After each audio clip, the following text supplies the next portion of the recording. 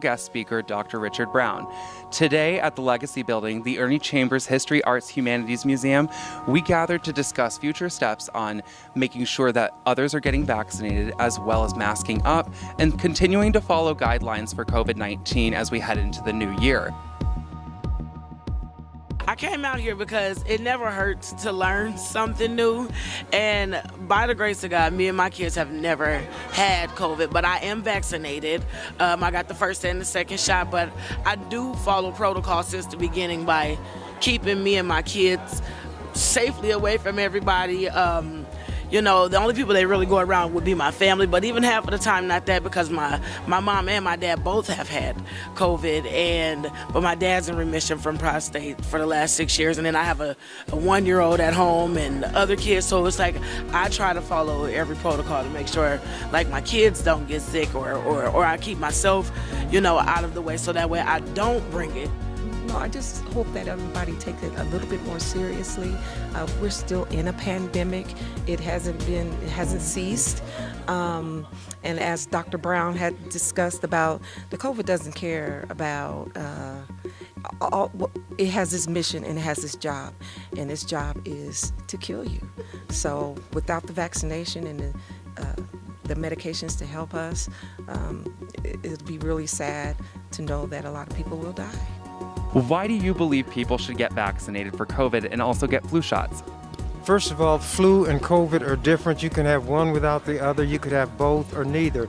Anytime science and medicine, the ones who practice, say this is something that will protect you against these viruses, I get the vaccinations. As I said, I get a flu shot, the COVID shots, and I got all of the pneumonia shots that I needed. So if you can protect yourself, prevention is better than cure. I believe in the flu shot. I get it every year because of asthmatic and health conditions. It's worth it. And people should get vaccinated. It's by personal choice because I'm not, there's not enough evidence out there long term for me.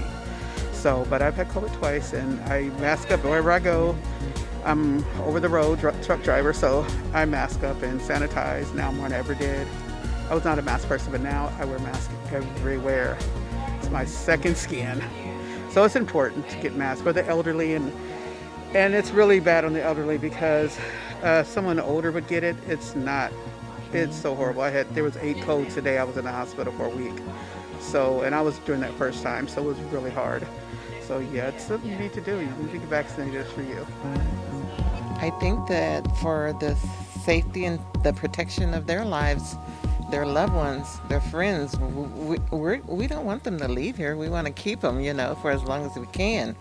And realizing that you need to get your shot, your vaccination, so that you can save others in your family that are older, that have underlying conditions and things of that nature, and your friends. I mean, it would be terrible to say that my grandma passed because I came home with COVID and passed it on to her. How would you feel? Well, I think it's because you want to protect yourself against other people and your family. So I've gotten vaccinated. My boys that live in the house with me have gotten vaccinated because, you know, I want to remain healthy, and I don't want to, have COVID-19 and spread it to other people. Well, people should get vaccinated for COVID and get a flu shot because both the flu virus and the COVID-19 virus is still out here in the population. And we're entering into the winter months, into the flu season, and people are coming closer together, and that is when the virus has an opportunity to spread. It's important to be knowledgeable, to have information on things such as like COVID-19 that you may not necessarily get at home.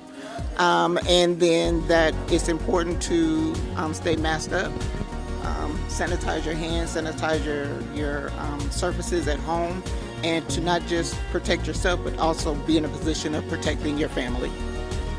Why is it important that we still talk about masks, guidelines, vaccines, etc. right now? To prevent COVID. It's so easy transferable from person to person by breath. I'm a COVID long hauler. And I just stood in a child's presence for a few minutes. The worker didn't acknowledge she had COVID, and it almost killed me. And I've had Omicron COVID also as secondary. So consider I had COVID in my lungs and double pneumonia. So I'm a COVID long hauler now. So that's why it is prevent, because I was only in her presence for 5 minutes and it was just the breath outside that got me.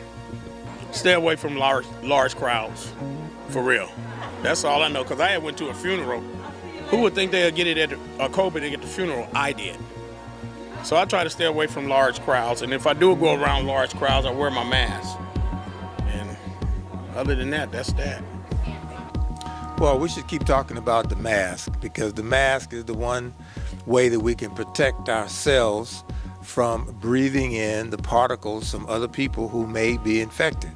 And so now that we're into the holiday season, which I say begins at Halloween, which is a couple of weeks from now, we're going into Halloween, we're going into Thanksgiving, we're going to do Christmas and New Year's.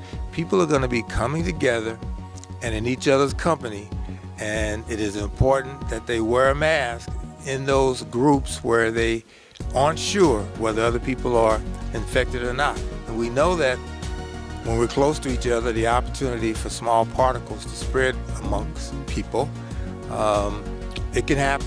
So I encourage everybody to wear that mask whenever they feel like they should, to protect themselves. Senator Chambers, do you feel that events like this need to happen more often as we approach winter and going into next year?